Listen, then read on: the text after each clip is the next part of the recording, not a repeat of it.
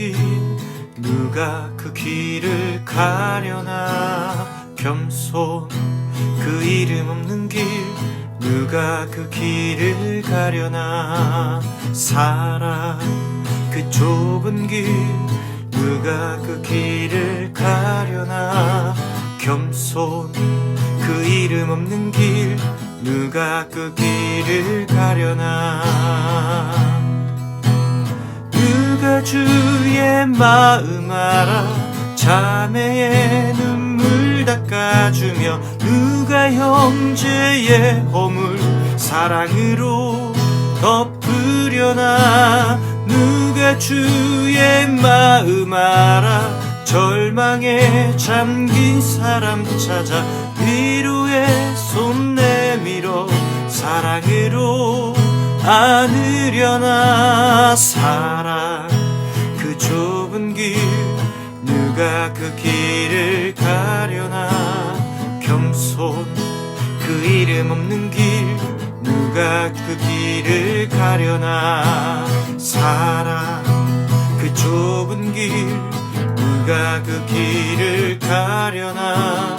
겸손 그 이름 없는 길 누가 그 길을 가려나. 누가 주 영광 위에 스스로 낮아지며 세상의 자랑도 즐거이 포기하려나. 누가 주 영광 위에 내 자유를 내려놓고 십자가 사랑 안에 즐거이 포기하려나. 사랑 그 좁은 길 누가 그 길을 가려나. 겸손 그 이름 없는 길 누가 그 길을 가려나. 사랑 그 좁은 길 누가 그 길을 가려나. 겸손 그 이름 없는 길 누가 그 길을 가려나.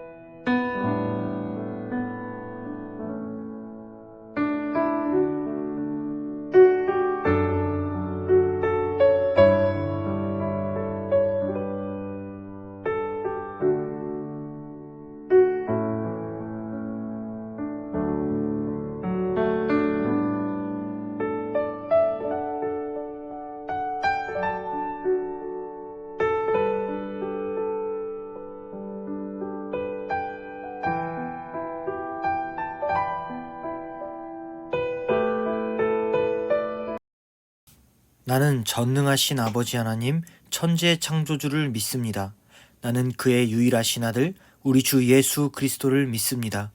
그는 성령으로 잉태되어 동정녀 마리아에게서 나시고 본디오 빌라도에게 고난을 받아 십자가에 못 박혀 죽으시고 장사된 지 사흘 만에 죽은 자 가운데서 다시 살아나셨으며 하늘에 오르시어 전능하신 아버지 하나님 우편에 앉아 계시다가 거기로부터 살아있는 자와 죽은 자를 심판하러 오십니다. 나는 성령을 믿으며 거룩한 공교회와 성도의 교제와 죄를 용서받는 것과 몸의 부활과 영생을 믿습니다. 아멘.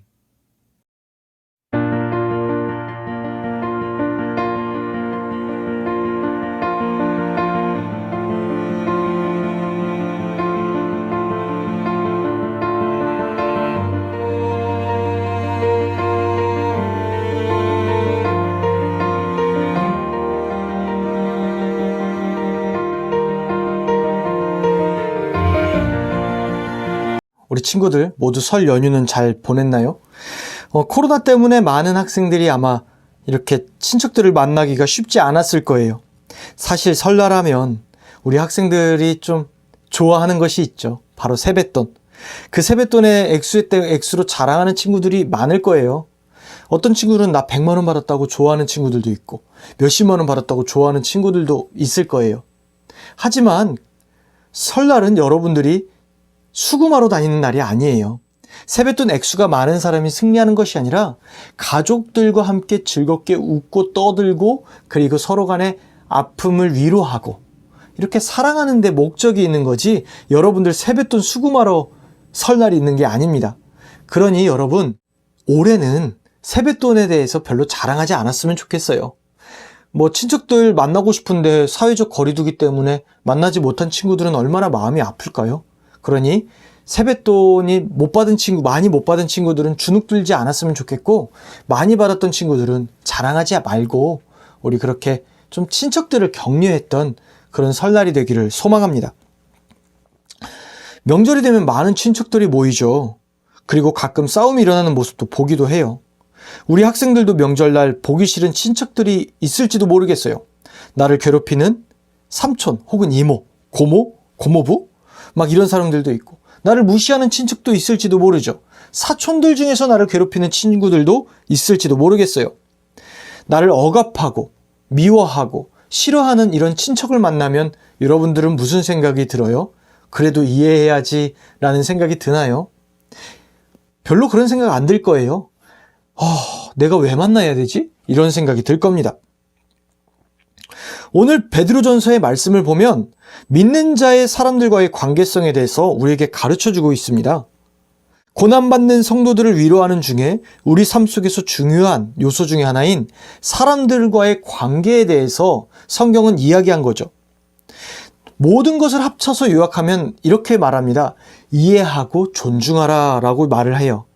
자, 부부와의 관계, 예수 안에서 서로 순종해라. 아내들아, 네 남편을 하나님 보듯이 섬겨라. 남편들아, 너희 아내를 연약한 그릇처럼 정말로 부서지기 깨우치기 쉬우니까 정말로 너무나 귀중하게 소중하게 사랑해라. 에베소서나 다른 구절 보면 하나님 사랑하듯이 사랑하라고 그렇게 기록되어 있어요.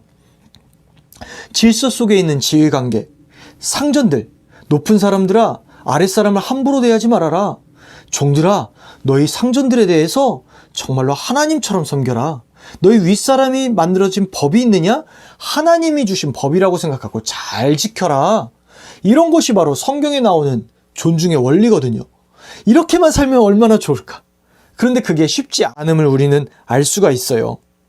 서로 존중하는 거 너무나 이상적이죠. 그리고 당연한 거 알아요. 그런데 잘 되지 않아요. 세상은 존중하는 사람을 우대하는 것이 아니라 타인을 이해해주고 존중하는 사람을 호구라고 생각합니다. 그리고 호의가 계속되면 둘린 줄 안다고 지나친 선을 삼가라고 이야기를 해요. 사실 세상이 말하는 것처럼 말씀대로 살기 위해서는 너무나 큰 희생이 우리에게 필요되는 것도 사실이에요. 만약에 여러분 친척들 혹은 학교 친구들 중에서 여러분을 괴롭히는 친구와의 관계를 성경적인 원리로 따지자면 내 이웃을 내 몸과 같이 사랑하라 라고 기록되어 있잖아요. 그럼 그 친구를 사랑해야 되잖아요. 이게 얼마나 막 자존심 상하는 일일까요? 관계의 문제에서 이런 걸 생각을 하면 참으로 큰 아픔이 일어나요. 성경은 이럴 때 무엇이라 얘기하냐? 첫 번째로 주어진 자리에서 너희가 억압하는 사람을 두려워하는 것이 아니라 하나님을 두려워하여 사랑해라 라고 이야기를 해요. 16절에서 25절엔 고난을 받으며 십자가를 지셨던 예수님의 모습이 우리에게 보여집니다. 죄도 없지만 고난을 당하시면서 자신을 위협하셨던 자들에게 위협하지 않고, 욕을 당하셨지만 욕하지 않고 하나님께 모든 것을 맡기며 우리의 죄를 대속하셨던 그 예수님.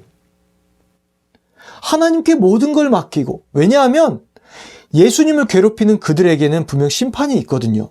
하나님의 공의로 말미암아 그들은 죄가 쌓이는 거거든요. 마찬가지로 여러분들을 괴롭히는 그 친구들, 하나님께서 불꽃 같은 눈으로 바라보고 계신다는 거예요. 그 예수님을 바라보면서 서로 용납하라고 이야기해요.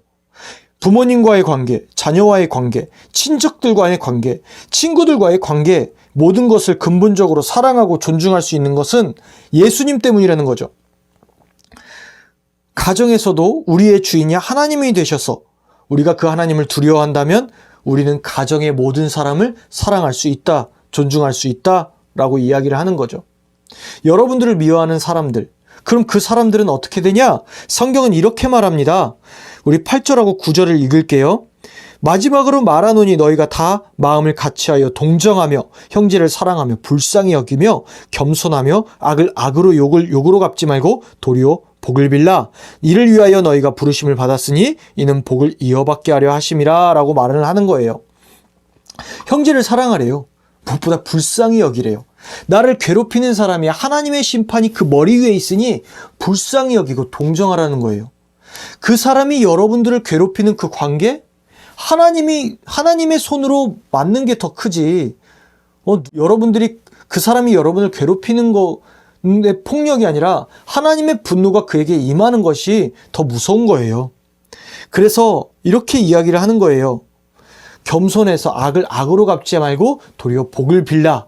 다시 말해서 여러분들이 힘들고 아프고 괴로울 수 있죠.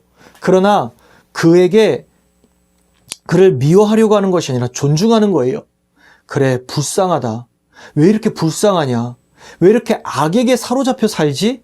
참으로 불쌍하다라고 생각을 하는 거예요. 분명히 하나님이 갚아주실 거예요. 왜냐하면 여러분들이 기도할 때 나오는 예수님의 이름으로 기도했다는 그것은 여러분들이 받는 그 고통을 예수님이 받으셨다는 거거든요. 위협을 받으셨어요. 욕을 받으셨어요. 침뱉음을 받으셨어요.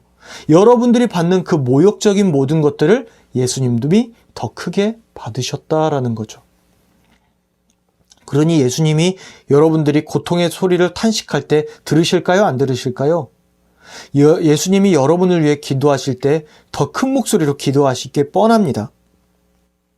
두 번째예요. 다툼이 일어나서 해결되지 않을 때 존중하기 위해서 거리를 두는 거예요.